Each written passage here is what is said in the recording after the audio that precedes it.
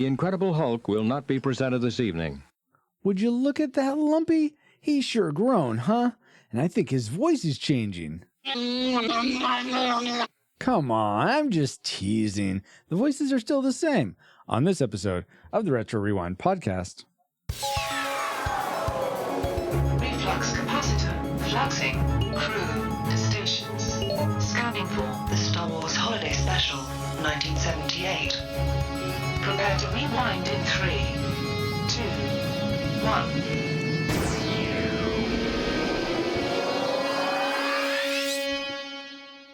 Welcome, Rewinders and new listeners, to the Retro Rewind podcast, where we take a fresh look at movies and games from 15 or more years ago. And I guess tonight, a TV movie.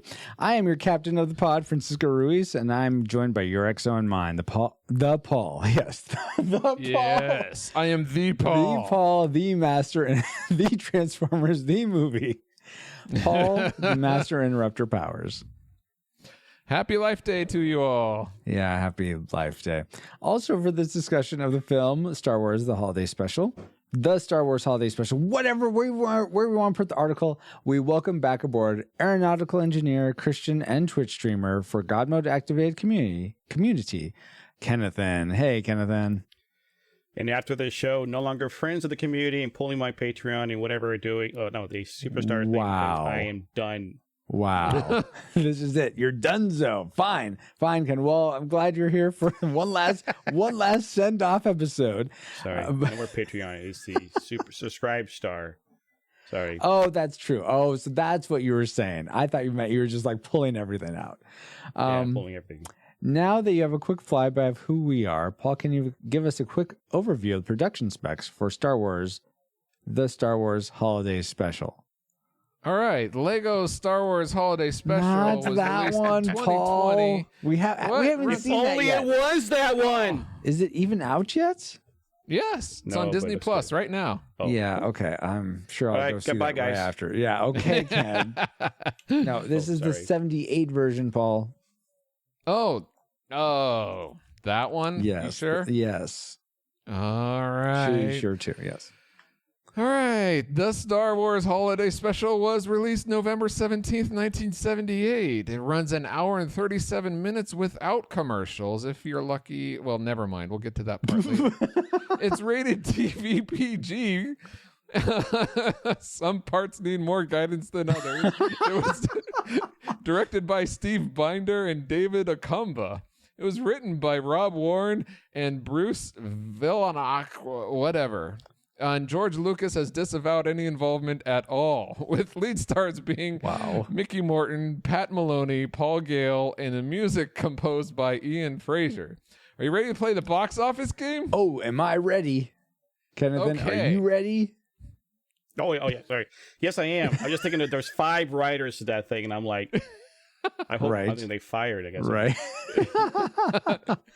All right, here we go. And chat, feel free to play along too. Go for it, Paul. The Star Wars Holiday Special was made for about $1 million. What? It was the Seriously? highest budget of a $1,000,000? Christmas. It was the highest budget of a Christmas TV special at that time. Okay. It was supposed to go on and be a beloved Christmas special that ran every year, just like Rudolph, Frosty the Snowman, and Charlie Brown. But because of the bad reviews, it was only aired once. So we all lose and nobody wins. Game. I'm talking about nobody lose. What did you all play, won. Paul? Yes. The box office game. Nobody won that one. Oh, so we're not going to get to play, I guess? No. Oh, sad day. I was really hoping to. All right. Fine. Well, thank you for those factoids, Paul. And let's see if any of them factor into our memory mind meld or subsequent roundtable discussion, which we'll get into once Alice has located our target TV movie. Alert, alert. Approaching target. Spoilers incoming. Establishing analysis vector. CBS, what's coming on? On Friday night, blast off to a galaxy far, far away. It's the Star Wars Holiday Special, starring all your Star Wars favorites. Will Chewbacca get home to his planet in time for the big Wookiee holiday celebration? Find out on the star-studded Star Wars Holiday Special, Friday at 8/7 Central and Mountain. You're on. This is CBS. Are we really on? I'm not so sure, but that can. We're on. Well, yeah, but I mean, you're on. Like, I'm going to take that on. That sounds like a good idea. That type of euphemism for it. You're on. Euphemisms. Never mind. That commercial brings back some memories, if you have any, of the Star Wars Holiday Special. But to give you some context for the things we collectively remembered most before our rewatch or first time watch, here is our memory mind meld synopsis. Chewbacca's weird-looking parents and relatives miss him. All the Wookiees want him home to celebrate Life Day on their cheap-looking sets. For some reason, B. Arthur shows up and a random cartoon where Boba Fett gets introduced, along with all the other non-Wookiee segments. Thanks to the help of Han, Leia, and Luke, Chewie is able to celebrate Life Day with his Wookiee family while dressing in red in honor of the sacrificial blood of the lamb born that day. Life Day. As fun as that was, I'd say those memories were decepted. But based on those memories, as flawed as they were, what rating did they lead you to predict for this film before rewatching it? Classic, nostalgic, or tragic? Let's start with our guest, Ken. What was your prediction?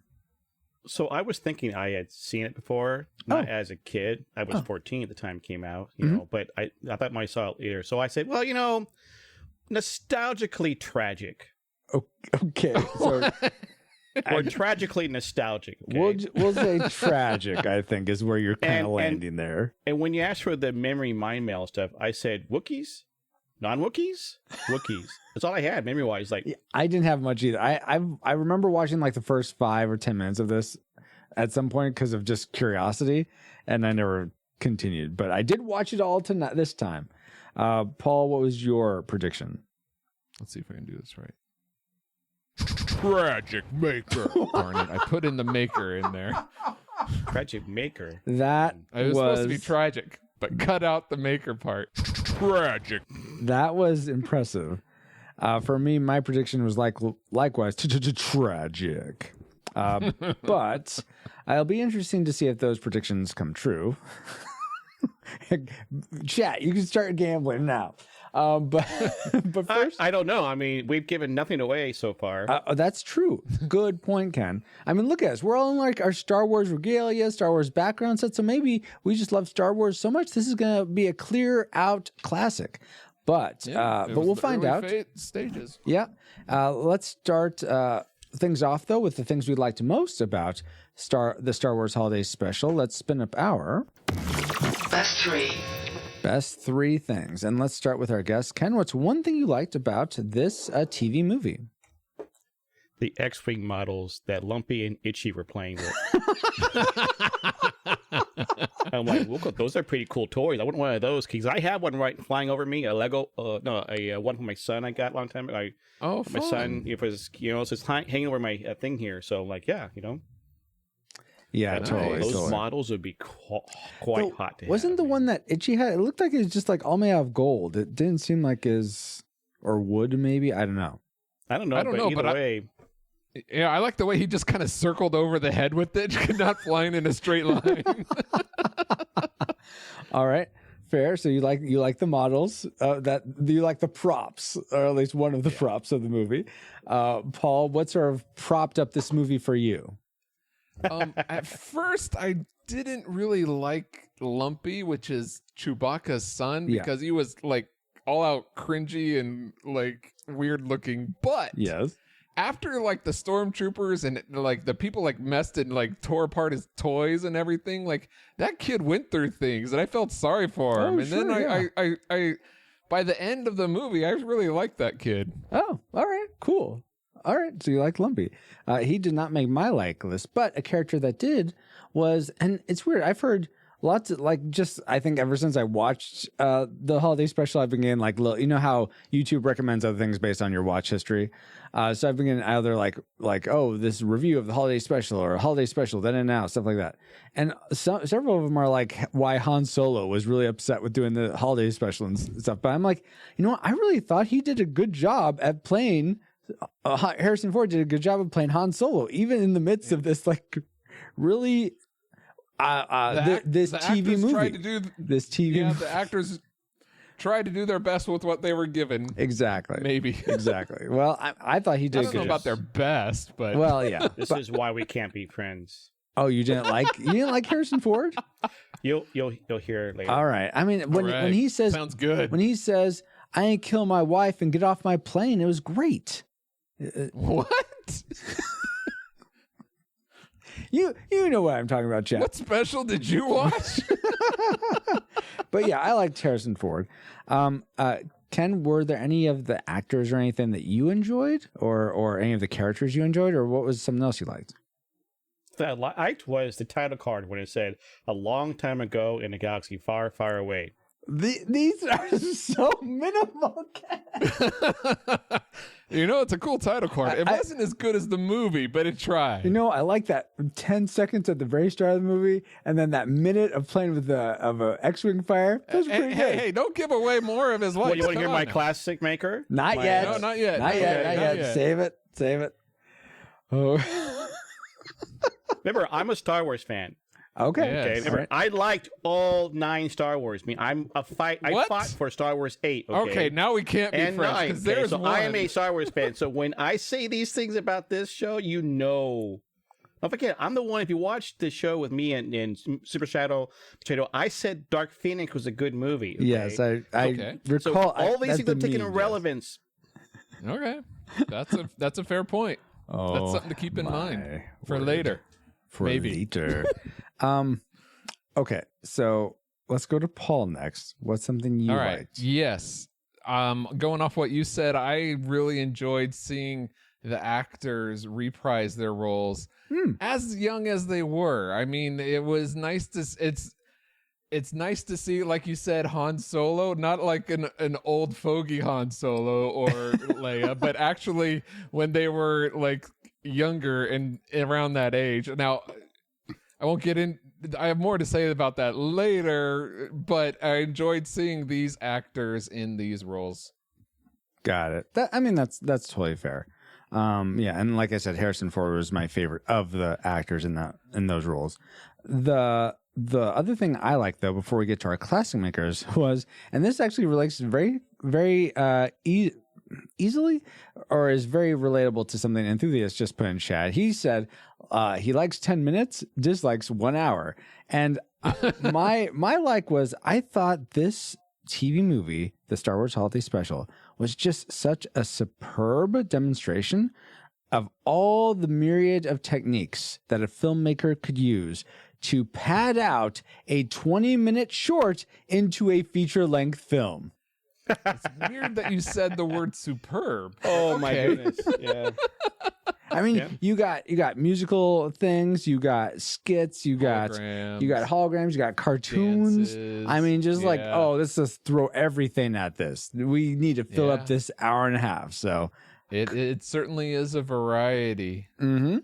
yep, variety of something. Let me see. Never invite back to Hear Me Out. Oh my gosh! Hey, we have to do That's this. fine. A lot of the time, most movies, like, people are like, oh, I don't have any dislikes of Back to the Future. I don't have any dislikes of Princess Bride. Well, sometimes we have movies where it's hard to dislike, but we also have movies where it's hard to like. So we gotta get through them all. And I volunteered for this. Yes, fine. that's true. Yeah, so- Thank you for volunteering as tribute, Ken. I did. It wasn't like, hey, Ken, you're a Star Wars guy. You'd be great for this show. I'm like, I volunteered for it. So, All right. All right. So now let's get into our classic makers, guys. Things we loved most about this. Let's start. I'm Why are gonna you laughing when you I'm say gonna that? start with Paul this time. What's your This is- classic maker, Paul? A beloved classic that's well sought after until people see. I mean, the thing that I like the most was actually the animated segment. I actually enjoyed probably that segment because this is a lot of segments. Variety as we talked about. I probably enjoyed that segment the most. You know what? That's my classic maker as well. I thought it was I thought it was an interesting stylistic approach in how they did all the aliens. I was really, some of the character designs, like Luke, I thought was really odd how they drew him. And Han Solo. Han Solo, I actually liked that elongated face. I kind of like thought that was cool. Boba Fett, I liked how they did Boba Fett. It didn't occur to me until I was reading through the feedback, which we'll get into later, that this was the first like occurrence of Boba Fett in the canon. I sort of assumed, Empire Strikes Back came out after this, or before this, but no, this came out in 80. Yeah, this was 78. So, so that was cool that this was sort of his origin story of sorts. So that was neat. And I guess at that time, people wouldn't have expected him to be a bad guy. He's like, he's helping him. That's cool. This is kind of a cool guy. Right. But wow, that's right. So okay, He seemed like a nice guy. He did. So that was, let's see.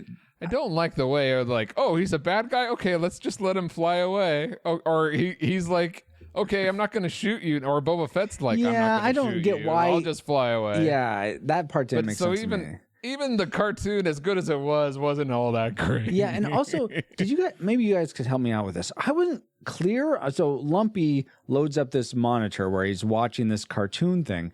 And I can't tell if this is like an animated log of something that actually happened, like on Han and Chewie's way back to the Wookiee planet, or if this is just like some fun thing that the Empire's animation division puts out there for some reason, or the Rebellion's animation division is like, we got to put out cartoons for all the Rebellion kiddos. Well, he turned it off really fast when the Empire guy came back. Okay, I'm like, wait, you're watching a Rebel stream while the Empire guys are in your house? Yeah. Boy, that's terrible. Okay, and then maybe the guy comes over, he turns it off. Mm-hmm. You're just playing a game, okay, like Pong. Yeah, because he's not pro Rebel or anything. I took it as like a fictional story, kind of like in the day of Davy Crockett. There were like legends and stories during his time. So these are legends and stories of like Han and Luke and their time. So it's like a cartoon somebody made. Probably the Rebel Alliance made a fun little thing. But then why would he turn it off so quickly if it is just this? Because he didn't want the stormtroopers to know that he's watching Rebel propaganda from the other side. All right. That's a good point. Okay, that's fair. That's my take, but I don't know if I'm right. So, Ken, that leaves you. What's your class maker? So it's not on my classic, but you're right. Probably one of the better things in that whole show was that animated short, okay? Compared to the other crap in it. But anyways, my classic maker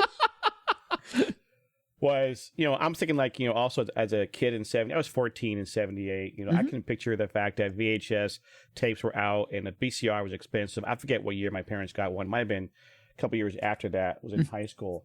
But I would think that the classic maker to me was the fact that seeing scenes from the movie in the show.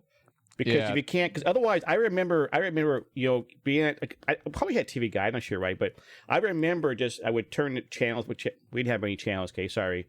But I would turn the channel and I would wait, and if I hear the 20th Century Fox, the drum roll, and all of a sudden it goes down and up comes Lucasfilm. Star Wars is on! Yay! So, I mean, for me, the scenes from the movie would have just been awesome. That's my classic maker. Okay. All right. That's fair. And those couple minutes where it was actually showing the old movie. Actual movie stuff. Yep. See, I guess that's an interesting perspective, because I would have been like, I was feeling like, why are you ripping everything from all the good stuff is clearly from the movie? Why are you making new good things? But if you're like living in a time where, you can't just, it's not out in theaters anymore, maybe, or you don't have a way to watch it at home. Yeah, of course you're going to like gravitate to anything that shows glimpses of the things you love the most. That makes a lot of sense. They spent $1 million on this. I wonder if it would have been cheaper to put like a couple of the key characters in. Take the movie Star Wars, put like Han Solo in a Santa hat, Leia in an elf ears, like the sand is like now snow, and like make it like a holiday overlay of the whole movie. Wow. It's like the George Lucas Christmas remaster or holiday remaster. Right. That's an interesting concept. I mean, he wasn't remastering back then, so. But anyway, it's just an idea. Yeah, no, I like it. Oh my goodness, guys! There was a suggestion that we take this episode that we're reviewing of the Retro Rewind podcast and do a minute by minute breakdown of the special and go over it and comment on it. What do you think? Should we take an extra 2 hours to review the movie? Let's go for it. Okay, so The Incredible Hulk will not be seen this. Oh, you know what? I'm out.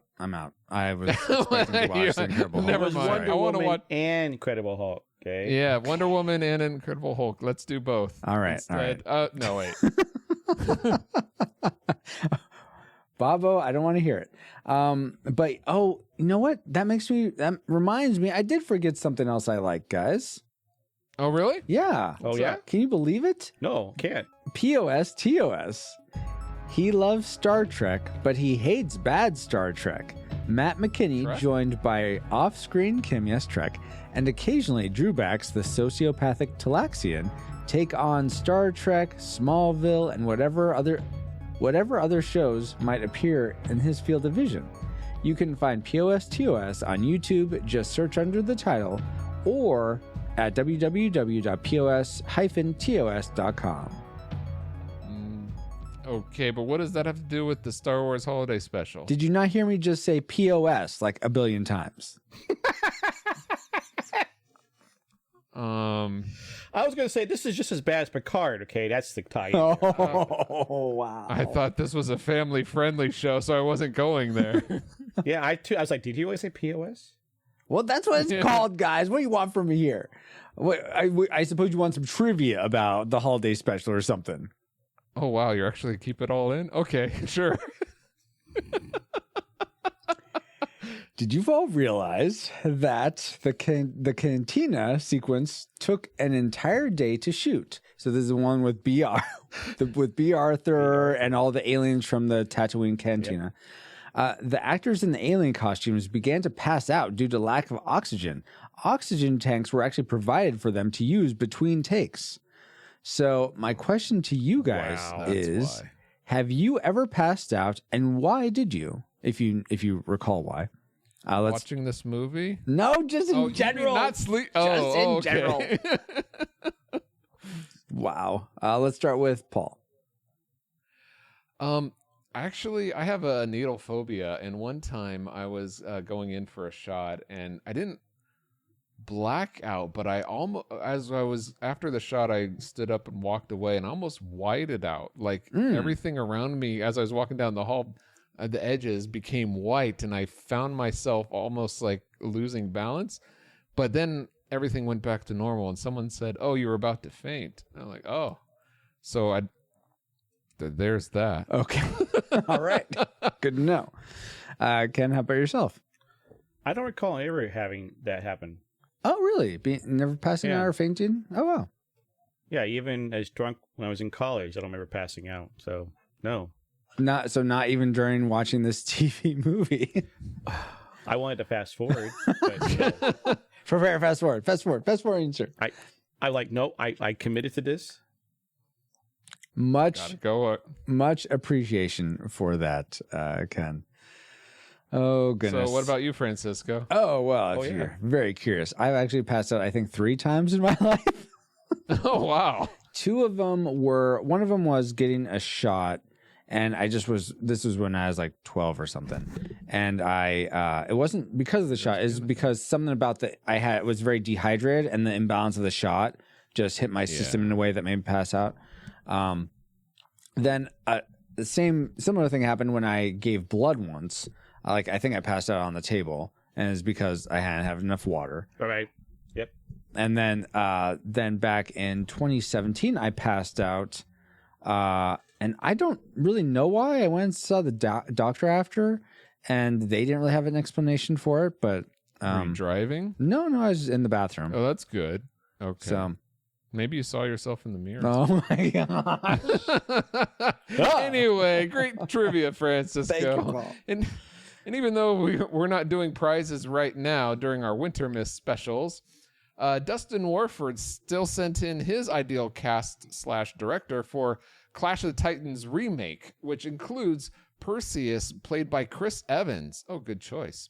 Zeus as Anthony Hopkins. Even better choice. Calabas, played by Bill Skarsgård. Nice. He played Penny from the It remake. Mm-hmm.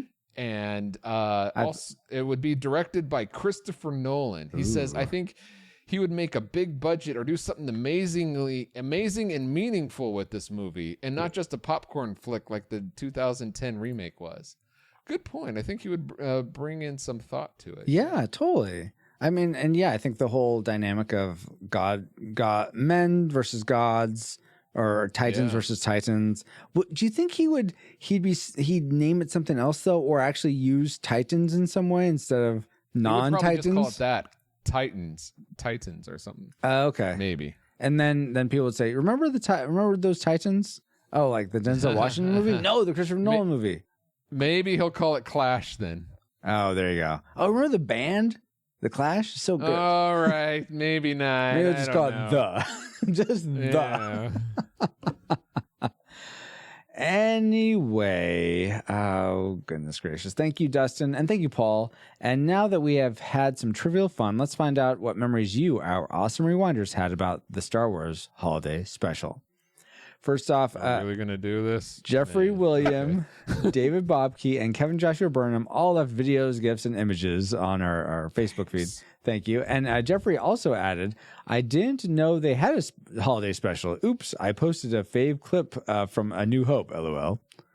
Now, you reacted like, oh, that makes sense, Paul, but I wonder if he was trolling, hence the LOL.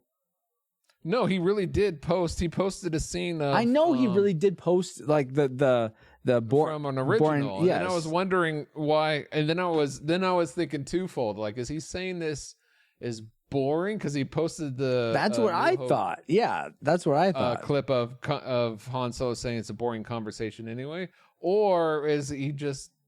I didn't know, so I just went along with him. He was in chat earlier. If you're still here, let us know. Were you joking or trolling? Because I don't know, and it's not. Exactly. Anyway, James Felix says, so much bad, so much weird, but did we get this guy? And he posted a picture of, he said, but we did get this guy, and he posted a picture of the animated Boba Fett. Boba Fett? I don't know. Boba Fett. Boba Fett. Right? Let's see. Dustin Warford says, I remember that they wish it never happened and act like it too. Reed Benson says, boring. Stephen Forrester says, I've never seen it, but now I have to. You don't have to. We did it so you don't have to. That's, yeah. I mean, maybe we'll rate classic, guys, and then, yeah, Stephen should see it. Well, Dallas Panda Marshall Mora says, I loved the Boba Fett animation. There you go. The rest of the film was ... odd. They had an opportunity to do some cool stuff by doing world building for Star Wars, but overall, I think it was a failure. I think all the diehard Star Wars fans should watch it at least once for the quote-unquote experience. But he goes on to say it's certainly tragic. Wah, wah, wah. Steve Hamilton says the Queen Bee with a gif of B. Arthur from Golden Girls. And on Instagram, he also said, B. Arthur, thank you for being a friend, which is that the song she sings? Yep. Okay. Well, it's from the show. That's the theme song to Golden Girls. That's right. It's very similar to the song that she sings as far as lyrically. Okay, yeah. In the bar. I think that's why I got confused. Oh, but it's a good play on words there. All right. Grizzly SWE says that movie is one of the true big mysteries of the universe. Right. Ashley Cronenbitter says, I have only seen the honest trailer for this special, and even that was too much. Dorothy from the Golden Girls singing that certain last song was just one bad moment amongst what is generally regarded as one of the worst Star Wars experiences. Somehow it managed to give us Boba Fett despite that. And Drew Doggin says, Dodging a bullet on that one. Drew Dodgen says, there are no scarier words in television history than the Incredible Hulk will not be presented this evening. Indeed. And you know what? Drew's comment leads us right into the things that terrified us about watching the Star Wars Holiday Special. So it's time for our worst three things. And I will kick us off with the thing. Great, this should be easy. This is like shooting fish in a barrel. Wow. You mean banthas in a barrel? Or womp rats in your T16? Something like that. Yeah, okay. The first dislike I had was, I guess you could call it set design, but Chewie's house, where you don't really see Chewie most, it's mainly his wife, his dad, and his son. It looks like way more like a tree house like the Jetsons would have, like if the Jetsons lived in a tree, than anything like the Wookiees would live in. And I was even thinking about this, and like the Ewoks, they're short. They're easy to like be eaten by the gigantic creatures of Endor, which you can see some of them in Caravan of Courage and also Battle for Endor, which we have covered on previous episodes of the podcast. But so it makes sense for them to be up in like tree houses and tree structures way up high. But Wookiees, they're imposing, they're big. Why would they need to be up high? They would live down on the ground. So that didn't make sense to me. But the interior just looked like a Jetsons house. Opposed to human looking. Exactly. Like the human Jetsons kind of thing. Are you familiar with the Jetsons? They're humans, in case you weren't sure. Yeah, I've seen the Jetsons. Okay, good. Fun fact, the Ewoks were supposed to be Wookiees, but George Lucas couldn't find enough tall people. They've had more little really? people. Oh, I didn't know that. Is that a makeup thing? No, that's true. Is it true? Oh, okay. Yeah. Wow, Ken. There were more little people than tall people. I mean, everyone knew so that. It made them short. I wasn't learning that for the first time just right now. The more you know. The more you know, exactly. Ken, what was something you didn't like about the? Let me take a guess, Ken. You probably didn't like the closing credits because it was over, right? Well, that would be a classic maker. Mark, Harrison, Carrie, Art. Aww. Just dialing it in. I think that. I really feel like Harrison Ford didn't dial it in, but okay. B. Arthur's the singing and Carrie Fisher's singing, I think, was like, "Hey, we'll let you sing." Oh, I'm there. Okay, great. I don't get a chance to normally sing at all, right? Because like when Carrie Fisher started singing, I'm like, "Excuse me." But anyway, apparently, Carrie Fisher said she wouldn't do it unless she was able to sing that song. She fought for that. Yeah. So I'm like, that, to me, it all just kind of dial it in. I mean, Carrie actually looked like Leia, right? Mark had this weird haircut, Harrison was, but I mean, Harrison felt like he was just kind of repeating the lines, because back to Harrison himself, was kind of like at one point at the end of Empire was like, I don't want to play Han Solo anymore. So I was just like, I just felt like they're dialing it in. It's like, you're just there. Hey, yeah. Hey. Well, all right. I think part of that's true. Part of it is hard to work with the dialogue they had.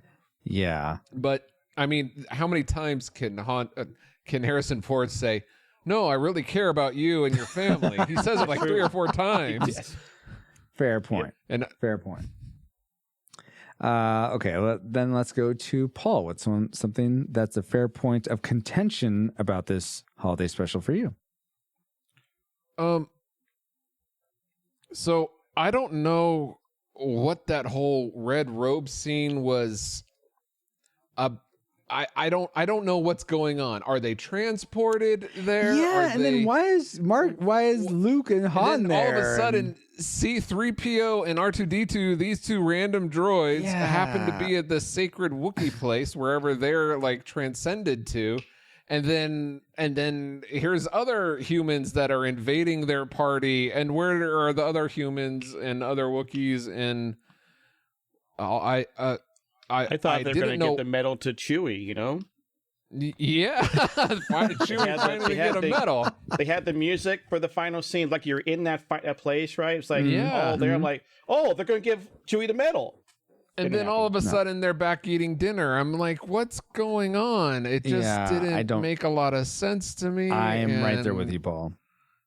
I mean, that was supposed to be the climax that everything was building towards. And the whole time I'm like, wait, what's going on? Maybe that. Of course, that wasn't the whole time I said that question. That wasn't the only time I said that. The Bantha stew she made, based the Bantha stew.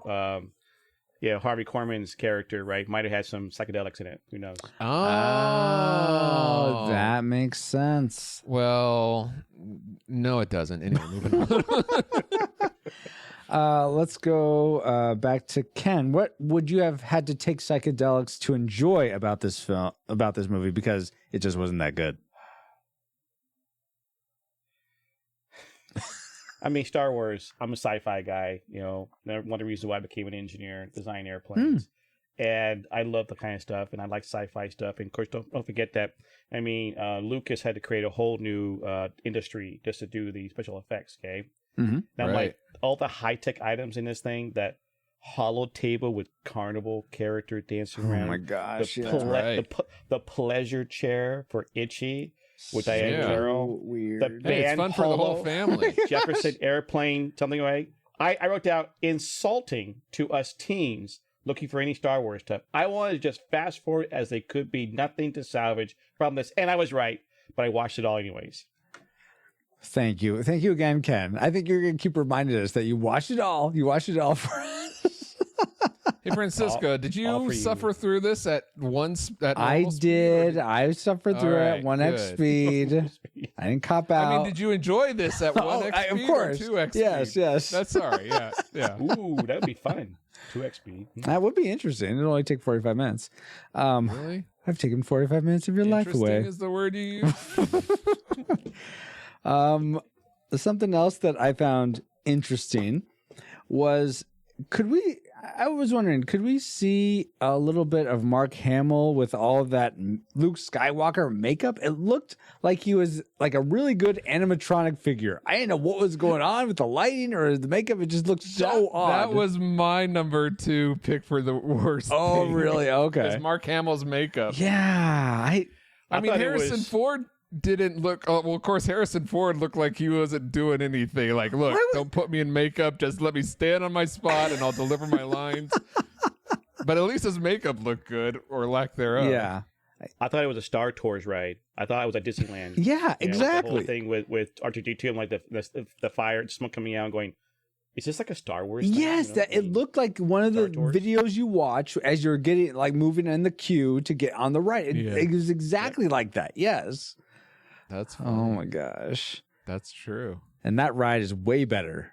Like Oh, I mean, well, Star Tours is an awesome ride. Star Tours is so- awesome. And but you know what's not awesome It's about hard to Star beat. Tours? It's so short.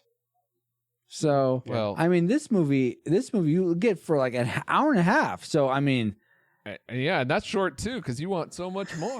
yeah, something like that. But this was so much longer than the Star Tours ride. So, I mean, that's got to mean that there's plenty of room for great stuff, right? Or maybe Right. maybe some of the worst Star Wars in history. In fact, let's talk about the things we hated most about the Star Wars Holiday Special. Take it away, Kenneth. I don't know. Now I'm thinking just dragging this whole show down. I'm sorry. That's what this portion's for. I called it my tear-inducing Tragic Maker. Oh, wow. That's heavy. Watching the entire thing. Oh my God. It's tragic. Okay. Did you watch it with can't- commercials? You can't get back that hour and a half of your life. I would stop That is watching. true. I would talk to my son and my friend who's working out here. I'm going, you know something? I'm watching it so you don't have to. He goes, I wasn't going to watch it. So, okay. But I would tell him, So you're suffering for nothing. this show does this and this and this. And I'm just talking to them as I'm watching it. I mean, I would stop and pause and go talk to them. And it's like, Yeah, oh my yeah. goodness, You only made it longer. I guess in a way you did, yes. I did must make Made the it torture longer. just extend. I did. Oh my goodness. All right, so just that it was so was the cause of your length own your tragic maker, or just that you had to watch it was the I tragic had to maker? watch the whole thing. That you had to watch the whole thing. That you volunteered for. I have volunteered for So you are the maker of your destiny. No Destiny. I Yeah, suppose. I wrote a that's note true. here. I said I know I volunteered for this movie. Friends would have stopped Friends from watching this show. I guess that means we're just not your friends, Ken. We're just puppet masters, getting people to join the show against their better judgment. All right, so the whole movie. All right, for me, I'll let Paul end us, but for me, Chewie's dad, Itchy, was my tragic maker. I thought he was the snow monster from the planet Hoth. I could see that. Yeah, white. The abominable snowman. To me, he looked like the cross because of his extreme underbite. He looked like a half breed of the graboids from Tremors. Like the big they have this like hook thing. Those things are huge. I know, but they have this hook thing on their lip. Yeah, they're smaller. Yeah. And also the child thing from Alien Resurrection, which was this alien, like half human, half alien thing. I don't know if either of you've seen Alien Resurrection. It's the weird alien looking thing at the very end. He looked like a cross between those two, but with hair. And so he looked very weird. And why is he, well, so Kevin, I know is you're like the X-Wing models, but why is he playing with X-Wing models? That part didn't really, why wouldn't he play with Wookiee things? X-Wings are cool. I mean, they are cool, but. And he's a grandfather. He could play with his grandkids. When I have grandkids, but I plan on getting on the floor. He wasn't playing. He yelled Lumpy away, like, get away from me. I'm playing this on my own. So he's not playing with his grandkids. He's just playing with the model. Wookiees are natural pilots. Oh my gosh. I have models here. I guess people older can have models, can't they? But are all your models like human They're mine. Type things? Like things that humans made? Yeah, because he lives in a human world. Oh my gosh. Whatever. Fine. And then the last thing was, why is he fantasizing about a humanoid? That doesn't make any sense either. Clearly there's male and female Wookiees because Chewie is married. Look, all right. Since this isn't a family-friendly podcast, I do have a family-friendly tag. Hey, I didn't say what POS stood for. I just said POS. People, just education time. Some people are into what they call furries. Birds and the bees. Some furries are into people. I see. Okay, it works like that. That makes sense. All right, Paul with his logic bomb here. I can respect that, Paul. Okay. And let's see if I can respect your tragic maker though, Paul. Give it to us. What's your worst thing about this TV movie for you? The worst thing for me is that this is a variety show. Now, back in the 50s and such, variety shows were segments of musical numbers, dance numbers, and things. Every few minutes they would have one, and it was the biggest thing on TV. It would draw the most audiences. But audiences, I don't know if they've evolved or whatever, but Star Wars fans are not variety show fans. What? No way. Not, a lot of variety shows offer what they call culture. There's ballet and stuff. And the average Star Wars fan is not into art and ballets and operas as some people like to think they are. They're into action. That's why Ken said the best part was like the Star Wars movie at the end. That's what we want, and those are the best parts of this show. And so when you're trying to make the two, this is an example where the two just don't gel well. And I think audiences today, I don't know if it's better to go for the lowest common denominator, but we want no thinking and we want action. And we don't want any art, and we want actions and light swords and light guns and saving the princess and that kind of stuff. I think you're being a bit too what's it called? Surface level there, Paul, because I think there's a lot of deep story to the essentially the original trilogy that a lot of people I am totally kidding on that I'm going overboard, but to stick a variety show in there, I think is not holding the attention span of the audience. You're being as much as they'd like. Hyperbolic to make a point. Got it. Yeah. Well, now you said this was the intention of CBS was to turn this into a yearly thing. So yes, like it would show every year. Right. Do you think they were projecting that 10 years from now, in 1988, this would be like, oh, yeah, they want to see this kind of stuff in 1988? Exactly. Wow. Way to forecast, in 40, CBS. 50 years, 100 years from now, yeah. That's what their intention was. Charlie Brown's still around, but that's a classic. Yeah. Well... Christmas tree one. Yeah, that's debatable. Anyway, guys, now that we've entered all our targeting... dissing? information No, we just haven't reviewed it yet. into the firing computer. Can I get to this? I don't know. Can you? Alice, will you please give us a firing solution? Firing solution complete. Rating salvo at the ready. On your mark. All right. Do we rate the Star Wars Holiday Special a classic? We'd recommend anyone go out and see this, whether or not you've seen it before. It's totally worth your time. A nostalgic, if you saw it like Kenneth as a kid or a young teen, and you have good memories of it, it's probably a good chance you'll enjoy watching it again. But if you've never seen it, it's probably better to go on with something else. Or a tragic, whether or not you've seen it before, stay far, far away. So let's start with our guest, Ken. So you predicted tragic. Did that happen to change it all for you? Oh, it's a class. Couldn't even say it. Classic, really? Okay. He couldn't even finish it. That's amazing. Tragically tragic that should be burned. Wow. No, but you said classic first, so we had to go with that first because you said that. I know, but you got to go below that. I mean, this is below your tragic. This is like, yeah. Anyways. Would you say this is the classic of all tragics?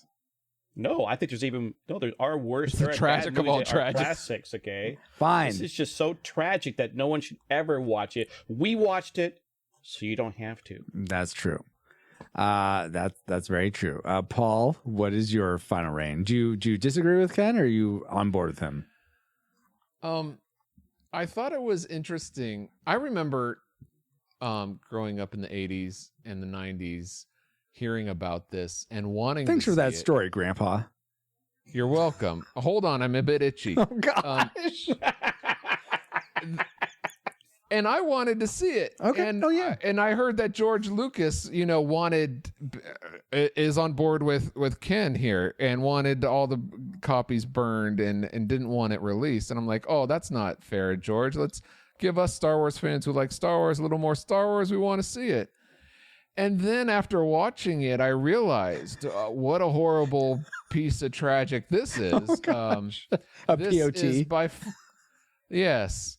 This is by far the worst movie we have ever reviewed on the Retro Rewind podcast. No. I would much rather Name watch one. 2001 A Space Odyssey. That's better than this. Oh, yeah. That is, I agree. That is better. And Name your which worst movie. we rated, or at least Francisco and I rated tragic, if there ever was a tragic. This is tragic. But, so I'm curious what movie is worse for Francisco. Maybe he liked it. Maybe he thought this was a classic. What do you say, Wait, Francisco? so just to be clear, you did say tragic though, right, Paul? To be, as calculus would say, to be utterly clear, it is tragic. Tragic. Okay. So as I agree with you guys, this was tragic. I was really sad. I don't know what they could have done to have made like a holiday special in the Star Wars universe that would have felt like a Christmas or Thanksgiving type of thing. I mean, I think I kind of get what the moral of like Life Day, we have to treasure everyone's life and stuff, except for that guy that we, tossed out on the railing and fell down. Who knows how many stories. Poor guy. Yeah. But I mean, other than people that work for the Empire, we need to treasure all of their lives. Anyway, I see what they're going for. I don't know what they could have done though to make it more holiday-esque. Has there ever been an attempt in like any games or any other of the extended universe that was like more holiday-esque? There is the Lego holiday. Oh yeah, that Star is Wars coming holiday up. Yeah. special. And if you enjoy time travel, for all you people, that's in there. Okay. Just Well, regardless, yeah, I definitely rate the Star Wars holiday special a tragic. Now you're curious. Okay, Francisco, that's interesting. What movie is worse than this? Yeah. Isn't it obvious? No. Isn't it obvious? Another movie that's a bunch of skits. Let me guess. Yes. Beverly Hills Ninja. No, Paul. It's a bunch of skits claiming to be a movie. is How can you even say that's a Bunch of worse skins. movie Monty when you don't even claim Python that it's a movie? and the Holy Grail is a worse a worse collection of 24 you'd frames rather- per second than I thought this. you were rather watch joking in my this? chat. You'd Oh, my rather word. watch the Star Wars Holiday Special than You know what? Good The point. Monty They Python are and the Holy they Grail? are equal. They are co-equal heirs no, in the most no, tragicness of tragic. Much like Ken, I agree with you. They're both very, very, very, very tragic. Like tragic. I No. completely agree. We're Monty both on Python and board. the Grail We're- is a hey, classic. Ken, we're having a heated agreement right here. We're both on board that they are both. You said What episode holiday is that? special. I gotta Holiday listen special to this. is tragic. Yes, I agree. Holiday special is tragic. Just like Monty Python and the Holy Grail. Wait, which Wait. episode is that? 26. Francisco. Yes. Is this? Would you say the Holiday Special is a complete movie, from beginning to end? You know The what? story. It has more of a through line, I'd say, than Monty Python. But So how can you compare the two? because Monty Python has All right, anyway, production in moving it, I would say this didn't feel like it had any production, and it was taking a couple pieces. of coconuts has more production than this movie. Coconuts. Yeah, What? the Yeah, that's how they did the airspeed of a horses. swallow. Oh! I see. I thought I think you need to rewatch the movie. I don't want to rewatch this again. Did you No, guys do the that Monty one? Python and the Holy Grail. Yeah, Yeah, episode 26. This is our 1-year 26? Oh, anniversary 25. episode. Sorry, I've not listened to all you. Maybe it's 25. It's around. No, there. it's 26 I'm going back. because 26 weeks are in a year for biweekly. 26. For Robin Hood Versus biweekly. Thieves was 25. Yes, exactly. Oh, goodness gracious, guys. Well, according to the Retro Rewind podcast, we rate Monty Python and the Holy Grail. Oh, wait. Sorry. I was about to say, I'm sorry. I mean, as tragic as that is, I got confused. He was almost about to say a classic. No, I was not. I was not at all. The Retro Rewind podcast rates the Star Wars Holiday Special a unanimous tragic TV movie. We recommend no one watch this, even if you're a super uber Star Wars fan. Don't Wait, enjoy even if you like this. all 9 Star Wars films? Yes. I mean, I Even if don't. you like all 9 Star Wars films. There you go. Don't watch You know it. what? I would rather watch the Ewoks, the 2 movies Oh, that we reviewed. Completely. over this. Yes. Oh, those are And Mike way Python, higher too. than this. Oh And my Mike god. Python also. No, not that. You know what? You know what's really sad also is like, B. Arthur, she's funny. She's funny. Yeah, Art oh, yeah, Carney's totally. funny. Mhm. Harvey Korman is funny. None of them were funny. No. Art Carney's like, Not at why are you in here? And he's like ad-libbing. I swear he fumbled his lines. It wasn't in the script, okay? And they just let it go. Yeah. They didn't bother to retake it. Art Carney And was of course, the way merchant, he's- the trader, right? Or the and guy the that way was he's helping them. talking with Itchy about, you're going to like this. Oh and, my gosh. And the fact they called their son Lumpy and the grandfather Itchy, excuse me. And I had to look up who is playing Mala, who's playing It's Chewie's a guy, right? wife. Yeah, Guy. Yeah. And I'm like, all right, this What, is a guy interesting. can't put on a mask and a little makeup? I suppose so. I guess that's fine. I guess back in Shakespeare times, men played women. So Sure. I know All that's right. true, but Yes, Couldn't it's a find running Paul Woman, joke I into guess, this. Anyway, wow, guys. Now I think it's time to get back to our own time. Good old 20XX. 20XX! Comsat 78. online. Receiving incoming transmission. There's some good things about 78. Superman movie. Feels good to you be go. back, but we wouldn't have been able to travel back to 1978 to begin with if it weren't for our amazing reflux capacitors, namely Jared Holzhauer, Deborah Powers, Brian Keane, Patrick Hicks, LJ Lowry, Chris Cowan, the Feel and Film Podcast, Chris Owens, Geek Devotions, the Untold Podcast, Mrs. Lomax, James Kennison, the Dapper Man, the Drew of the Cellcast, Ashley Cronenberg, Pastor Dewson, Kennethan, Regime Dutaku, Ryan Lingle, and that's our Bobo, in addition to 5 other awesome patrons as well. Thank you all so much for keeping the gigawatts coming. And if you want to help keep us flying for as little as $1 a month and get bonus content for your generosity, head over to retrorewindpodcast.com/support to help us grow via Patreon or Subscribe Star. This stream is sponsored by PaulJPowers.com. And while we're thanking our supporters, we also want to give a big rebel hug to our subscribers, but not a Wookiee hug because that'll rip your arms off. But hey, let's keep the gratitude train going now because we love choo-choo. We love hearing from you, be it your there you go. Thank you, Ken. Be it your Apple podcast reviews, comments on our website, or through our contact form. And here is what some of you had to say. Darkstorm97 left us a comment on our Terminator episode at retrorewindpodcast.com/89. He says, I would chalk up Reese not making noise in the department store to the nocturnal life he led in 2029. A person would have to learn to run silently in that environment. And good point. Yeah, that is a good point. I didn't think about that at all because I think we're saying like, oh, he's running around this department store as he's trying to get clothes and stuff, and the cops aren't hearing anything. But yeah, I that makes a lot of sense that he'd have to be silent. So it's not the Foley artist's fault after exactly. All. So thank you, Darkstorm97, for leaving us a comment. That we rarely get comments on our website, so we're more inclined to include them if you leave us a comment in the show. That's in the show. Point. Yeah. All right.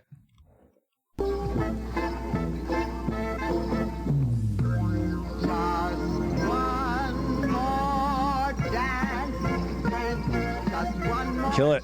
Kill it. Kill it with fire. It's a good thing you stopped her. Retro Rewind Podcast. That song went on way too long, and so did I right there. Indeed. RetroRewindPodcast.com/214 is the place to find timestamps for this episode, links to contact us, and links for voting on the movies you want us to review. But that's not the only place you can reach us. Paul, where else can people find the show and also yourself? PaulJPowers.com. That's me. You can find the show there and all my links to social media. And if you find anything funny that you'd like to share that's 15 years or older, you can reach out to us on our social media. We are Retro Rewind Pod on Facebook, Twitter, Instagram. You can join our Discord server by going to retrorewindpodcast.com/Discord. If you don't have the .com, good luck finding us. There's also Google. Also, as I mentioned, we are on Twitch. You can watch and chat with us live like these fine folks are doing right now as we record this podcast. Also, Francisco plays retro video games, creates pixel arts, but doesn't stream that anymore. You can follow us at twitch.tv/retrorewindpod. And if you want to find me again, pauljpowers.com, stop by and say hi. Thank you, Paul, for being an awesome Wookiee of a friend. I'm sorry, Chewie. I'm sorry. Yeah. Paul is an awesome friend. There you go. Co-host and XO for this ship of the pod. I so appreciate getting to do this podcast with you. Love it. Even though the movies we review sometimes are tragic. Yes. And we are also grateful for our guests for coming on and volunteering to watch this and taking the time to discuss the Star Wars Holiday Special with us. Kennethan, please tell us how we can find you online, and is there anything you'd like to promote? So I'm a Twitch streamer. You can find me on Twitch at Kennethan, Twitter at Kennethan Live. I'm also on the board and part of God Mode Activated, a gaming Christian community. I do play games. I like World of Warcraft coming out on Monday. Shadowlands. Okay, I've been playing Iron Harvest as well as Assassin's Creed Valhalla. What's coming up tomorrow is a beginner workout. I also do several podcasts and talk shows, kind of trying to be as good as these guys. I'm not doing it. They inspire me, but their production values are trying to increase that. Oh, thank you. I do a show with Sir Jaziel and Solomon SK called the Trinity MMO Show. We're talking about MMO stuff. You know, we are gamers and MMO players. If you just want to talk about stuff. Why is it called the Trinity MMO Show, Ken? What's NMO? What? See, Paul needs to know. Paul needs to know. So help Paul out here. NMO. Mary opposite. Massive multiplayer online role-playing games. So Trinity MMO shows because there's three of us, three guys. Okay, you know that's three. That's a Trinity there. Okay, it's three, and plus the fact that we are also MMO players, we also understand the Holy Trinity called tank, heal, and DPS. And we're Christians, and so we also believe in the Holy Spirit. God the Father, God the Father, God the Son, God the Holy Spirit. So that's the Trinity. And there's three of those in the list. There's threes all over the place. And that's, Trinity. So like the Triforce in Zelda. I always think Triforce, but they never mention Triforce whenever they do it in their show Hear Me Out. But thank you, Ken, so much. Even though I know you volunteered and it wasn't a great experience, I hope you had fun being on the show. No, it was a blast. I hope I didn't make it too depressing, but it was No, a blast. no. It was fun watching the episode, even though I hated it. It was fun because of the fact that I wanted to see it. And I thought I had seen the whole thing. I'm like, and I probably saw it as a 14-year-old. I'm like, so it's good, Yeah. Indeed. Yes, and as Bob said, thank you for your beard. And as much as I appreciate Ken, your beard, and Paul, I appreciate you guys a ton for doing the show with me, but I don't appreciate you the most. Yes, mostly I appreciate you. Yes, you listening right now. Han, Luke, Lumpy, Itchy, George, whether this is your first time listening to the show or you're part of the Rewinder community, thanks for spending time with us, and we pray you're more joyful now than when you first hit play. I have been and continue to be Francisco Ruiz. Find me on Twitter at FXRetro_, and DM me there for pixel art commissions. Alternatively, you can find me on Instagram at FXRUIZX. Finally, we are honored to be part of the Christian Geek Central network at ChristianGeekCentral.com. You can catch us at CGC or our website, but like a Pokemon, we got to catch you all for the second and last episode in our Winter Mist 2020 season, Mickey's Christmas Carol, our next episode of the Retro Rewind podcast. Retro Rewind mission complete. Proceed to nav point Omega and return to base. This holiday is yours, but we all share with you the hope that this day brings us closer to freedom and to harmony and to peace. No matter how different we appear, we're all the same in our struggle against the powers of evil and darkness. I hope that this day will always be a day of joy in which we can reconfirm our dedication and our courage, and more than anything else, our love for one another. This is the promise of the Tree of Life. Even though we're into our Winter Mist episodes, we still got to review the next chapter of The Adventures of Young Indiana Jones. Yeah, I think so. Well, orders are orders. That was better than... Then it is something that man was not... Save it, Ken! Trust me. Are you making this up as you go along? Yeah? You don't believe me. You will, Dr. Jones. Mission accomplished. Full throttle. No break. Those people are trying to kill us. I know, Dad! It's a new experience for me. Happens to me all the time. Welcome to our rewatch of Young Indiana Jones as we watch each chapter on our way in between our watchings of the movies on Christmas. So last Christmas we covered Raiders of the Lost Ark. This year, coming up in just a couple weeks, we're going to be reviewing Temple of Doom, and then in 2021 it'll be The Last Crusade. But in between those, every month we're trying to go through an episode of Young Indiana Jones. And Paul, will you tell us about the episode for this time? Yes, this is reviewing chapter 11, titled Oganga, the Giver and Taker of Life. This is actually a combination of two episodes. The first one called German East Africa, December 1916. And the second episode was called Congo of January 1917. And both of these aired about... April 1st of 1992 and then April 8th of 1992. So both of April 1992. The original air date.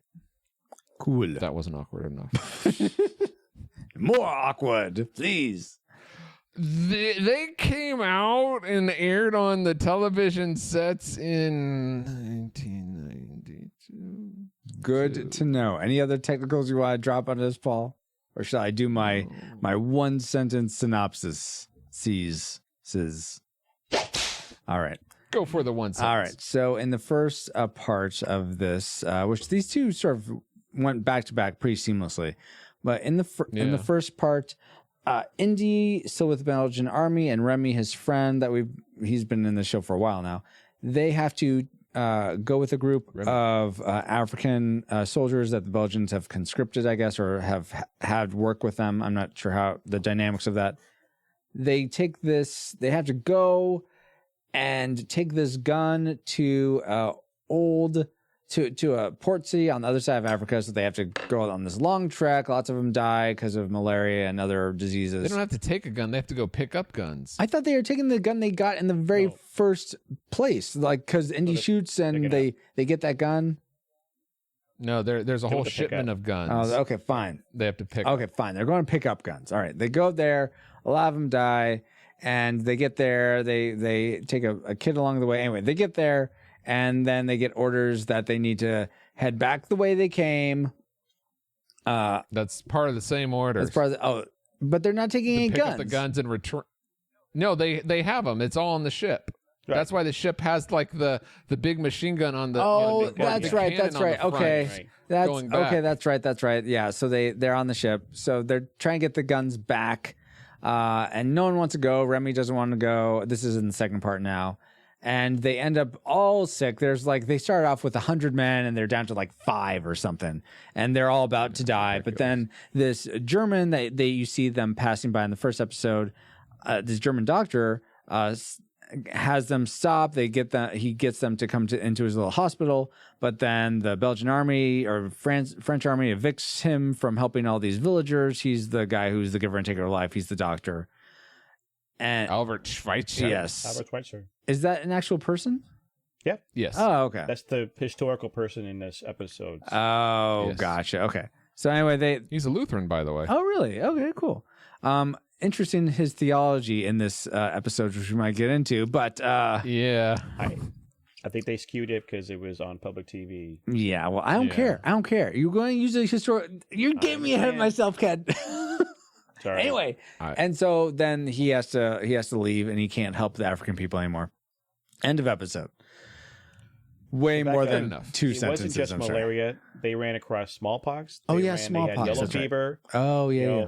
And it wasn't just the Belgian. It was the native Africans too. So they all were getting sick. Yeah. In this long trek, So it was an equal. Death is an equal killer. Disease is an equal killer. Mm-hmm.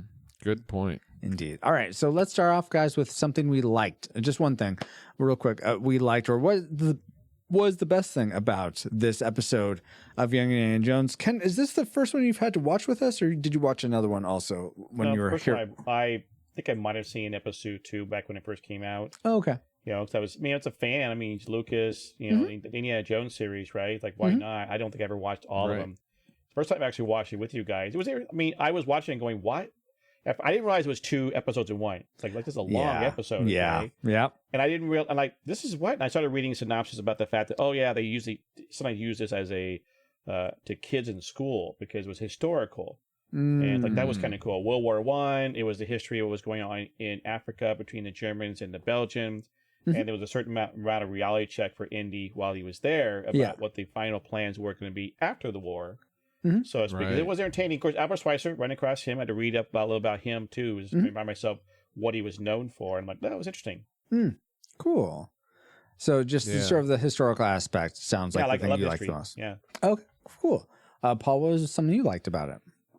I like the Albert Schweitzer character and his moral stance, and I liked how it was juxtaposed against the war that was going on and how Indy had to wrestle with both and try to find out. I know that's not very action oriented of Indy like we like, but I liked the dichotomy that he was wrestling there. Yeah.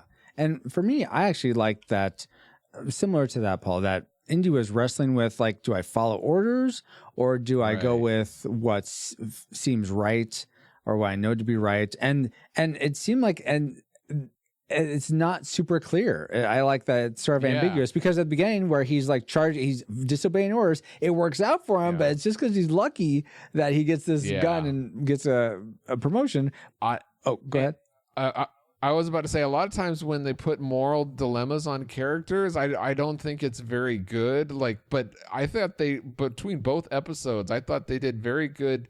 They did very good writing of putting the both sides, showing, okay, do I follow orders or do I follow what I think is right. And each time Indy was in a moral dilemma, I was like, yeah, that's a good one. What would I do at this point? Yeah. You know? Like, well, let's take one of those for instance. What do you guys feel? How do you guys feel? So in the first episode, they come upon this. A lot of it is. I'm in the middle of asking a question here. Go ahead. I was interrupting as I do. Well, that's what he's known for, right? That's true. Yeah. Not usually when I'm asking a question though that I want an answer to.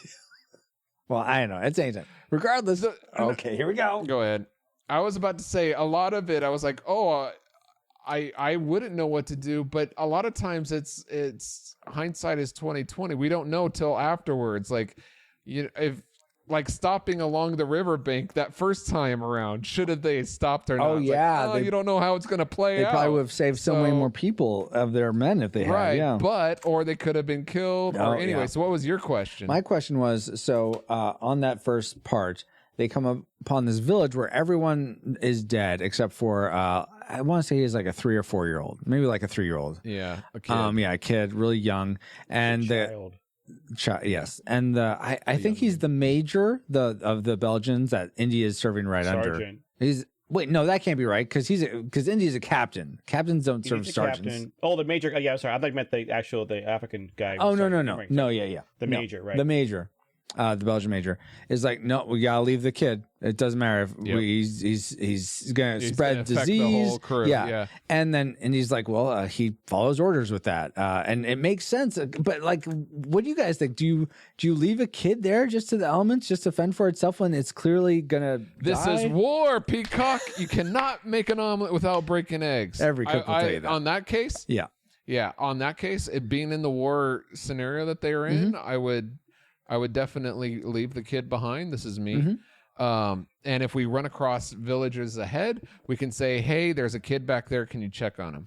Okay. Ken, what would you do? Let's say you had want to take him. Yeah. Let's say you had authority to choose something. What would you choose? Well, I mean, if it was just a kid in the middle of the forest, I'd say take it with me. Because you can find a village, you can dump the kid off, right? But what if it infects your men with smallpox? Well, in the meantime, you're spreading disease. No. If it was just the kid, it wasn't okay. But his concern was he wasn't sure the kid had smallpox. Oh no, I'm talking about everyone out. Yeah, I'm talking about the same situation. Yeah. Well, no. I'm saying that to me is the two dichotomies. I'm like, you have to make a decision. Okay, if you're going to take on a kid and you're all dead. It doesn't do the kid any good at all. Okay. So like you said, I think you said you're right. It's like, you leave the kid there and you go to the next village and you tell, or even send a runner, to go ahead, like a scout to, hey guys, there's a kid over there. Can you go, take care of him? Yeah. But yeah, I mean, you have to, because the possibility of smallpox, this is 16, 17. And they didn't have smallpox cures back then. And so their biggest thing was, it's going to swipe everybody else out. So no, you have to leave the kid behind, but find some way to run her to go tell someone someone's there. So what I would do, and this is sort of speculative, I don't know. It seems like if they're just coming upon this village, they've probably come upon other villages, but they don't show that just because, there's nothing interesting about those villages. I would have had 2 of my men take this kid to one of the villages that I presume they passed along the way. Though then you're infecting that whole village. You're sacrificing 2 men. And you need as many men as you can to bring the guns back. Yeah, man. That's what I didn't understand. Even with 100 men, how are they going to carry those cannons and big guns across the desert? Yeah, they don't have any carts or anything. I don't know. Right. That's a great question. Maybe they'd get them at the port city or something. Yeah, I thought they were going to do that. Yeah. I don't know. It just shows you that decisions that they have to make sometimes. It's like, it's not a perfect world. It's not at all. And it is sick. Now the question that the sergeant asked Indy was, well, if there was a white kid, what would you guys have done? Yeah, I think that was really unfair, by the way. The answer should have been either way. Okay, it shouldn't matter. Okay. Yeah. But I yelled at the TV, "You're a racist! Why are you basing everything off the colors of people's skin?" Well, I think that's honestly, I feel like that was the television's way of putting. But it's almost like putting an agenda out there, like, oh, think about this in case you might have. But honestly, that's what people have to deal with in real life. People throw the race card everywhere. Yeah, that's true. That's true. But I think the same would hold true even if it was a white, whatever ethnicity the kid would be.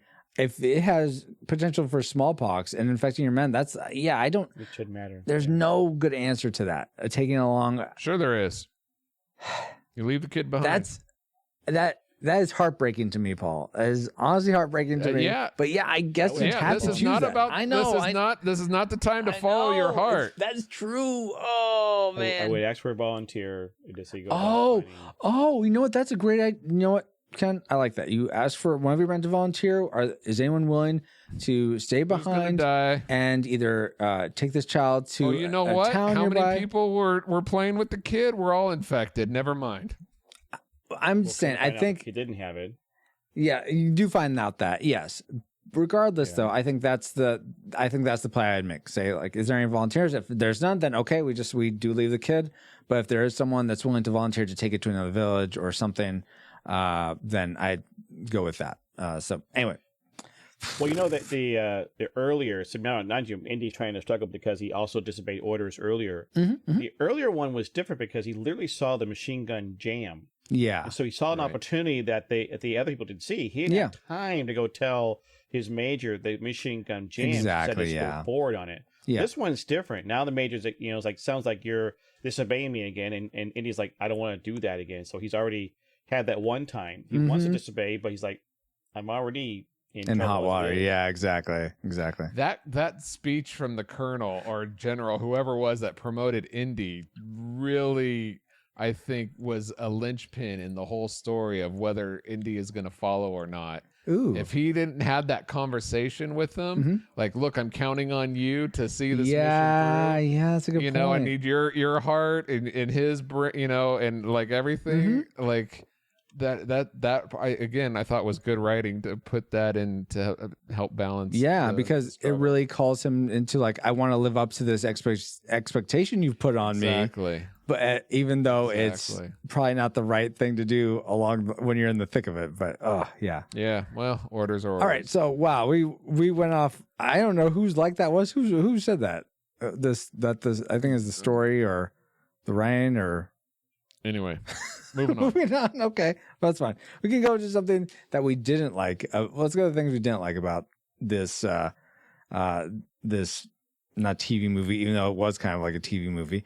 Catherine, even though this is your first sort of time watching Young Indiana Jones, what were you like disappointed about, or what was something that you're just like, why is this here? I mean, I didn't know it was 2 episodes into one. I thought it was kind of long. Oh, okay. Yeah, definitely. I mean, this whole battle, I'm like, wait a minute. Am I seeing 2 different armies here? It's like they're all looking like they're in the same uniforms, okay? At the beginning, yes. It was like the people in yellow versus the people in yellow. Oh, yeah, that's true. Yeah. The same pith helmets, and it's like even the Africans were like dressed in the same. Like, wait a minute, like back and forth these lines. Like, how can you tell who's who? Yeah, good point. The people are German, and like, whoa, wait a minute. So that's why this just seemed rather long. Like, they didn't quite understand that part. But then, if I had seen the previous episode, they probably would have had flowing into it. Oh, I get it now. He's in Belgium. I mean, he's a Belgian army. He's in Africa now as part of this thing with Remy, and so he's. There are some things you get, other things no. You're thrown in there. Yeah, exactly.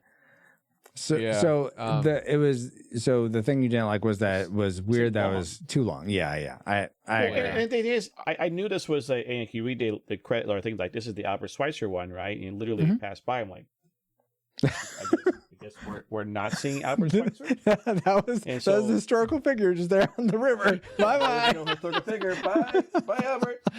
Oh, he's German. Okay, I guess like. Oh my gosh, that's funny. They're also racist.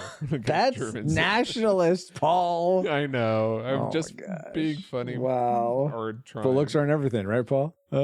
Exactly. Okay. Something I didn't like about it was, I mean, the moral dilemmas were really hard. I mean, I think I didn't like it. You know what? No, I did like having this sort of moral dilemma. I guess I don't really have an appreciation for the necessity for sending this caravan of people over hundreds of miles just to get some machine guns when it seems like it'd be just way better to go around the Cape or whatever to get them. Why go across land without like vehicles and stuff? Faster. It's just I don't see how that it was. because they maybe, were but- already like weeks behind or something, and it had run aground.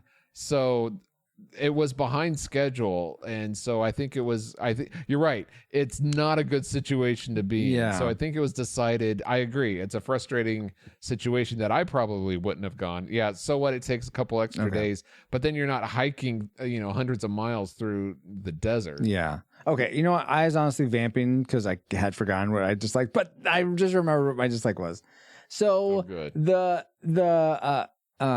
Albert Schweitzer wife says he has degrees in like philosophy and theology, and I'm like, oh well, cool, theology, that's awesome. And then some of the stuff he starts to say, I'm like, oh yeah, that makes sense with how you would have a degree in theology. Then he goes into like, oh yeah, the whole of human existence will depend on the human heart. I'm like, what are you talking about?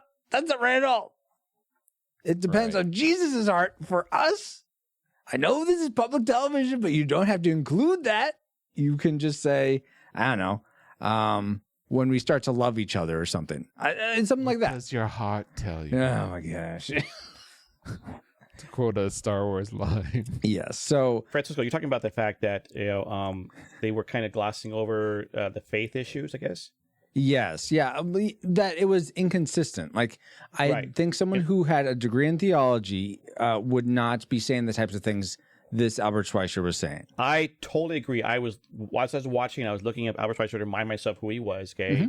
Lutheran pastor, the whole thing about he had some things with regards to the Pauline type of Christianity and different things, right? Anyways, but yeah, a guy who was clearly a Christian who believed in Jesus Christ. And I'm like, you guys didn't even bother to mention that. Everything he did, he mentioned like, well, I'm here because I have God-given talents, right? I'm like, no, he's here because God told me he felt the need to go and do this, as part of God's calling. I did like the analogy of saving little pebbles rather than trying to stop a tidal wave. I thought that was a good analogy. Was good. But it seemed, but I'm right on board with the thing that I didn't like is here we have another Christian represented by saying, hey, go follow your heart. Yeah. It's very humanist. He's had a very humanist bent to the things he was saying. Which, so all you Christians out there, don't ever tell people to follow their heart. Yes, I'm just saying. Yeah. It's a pet peeve that goes against Scripture. Same here. I mean, there are instances where, yes, if it's not a God thing and if it's not something you could logic through where it's like, I don't know, do I really want pizza today or do I really want burgers today? Ah, man. What does your heart what does you? that, in instances like that, yes, follow your heart. That's fine. But my heart is saying I'm getting heartburn here, so no pizza tonight. Okay, so those were the things we didn't like about young Indiana Jones. I'll ask you, Ken, given if you just watched this episode, would you, based on this viewing, seek out more or be like, I think I'll stick with the movies? I will not seek out more of the Chronicles of Young Indiana Jones. Okay, fair enough. I do like the movies, though. I mean, even the bad one. Was the fourth one? Whatever the Crystal Skull. I'm sorry. I don't. Your sound's cutting out. I think you're. Francisco doesn't know of the fourth. Yeah, one. I think he thinks one of the other three is the Wait, bad one. You guys are talking about a fourth one. I'm not sure what you guys are talking about. It's okay, Francisco. We're gonna move on. Okay, maybe there's a prequel or something I missed. Yeah. Okay. Anyway, I don't worry about it. We'll move on. Okay. But anyway, so you don't like the show enough to continue watching. The production values were. I mean, now watching 92 TV show now, like they just don't know. I mean, we had some. I mean, I might watch an episode 2 just to figure out more, but I have other things to do.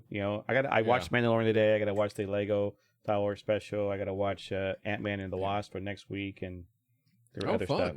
Yeah, totally. And I got to rewatch Monty Python and Holy Grail. No, you don't. It doesn't matter what those yahoos, those 5 other yahoos on the Retro Rewind podcast said. You listen to your captain. You do not need to go see Monty Python. Well, I was reminded. I haven't been on 3 times yet, so I'm not part of the crew yet. So you are not. That's true. You're not. I'm a paying. I'm paying customer. That's it. Yes, exactly. You're what's it called when we shuttle people? You're a passenger. Yeah, I'm the boss. Okay, You're not the boss. You work for me. No, you work for me. I'm the paying passenger. Okay. I mean, Kind of, but you're gonna get your continental breakfast. Isn't that enough payment for you? Intercontinental. No, intergalactic breakfast. That's what it is. Yes. Let me tell Yelp about this service. That'd be hilarious if we had Yelp reviews of the pod. For our visits on the Retro Rewind pod ship. That'd be amazing. Anyway, something to do this weekend, Francisco, because you don't have enough to do. Any last comments about Young Indiana Jones before we whoop out of here? All right, I guess that's it. So thank you, Ken. Thank you, Paul. And thank you to me, I guess. Yes. And until next time, thank you. Whoop-ah! Jeez, okay.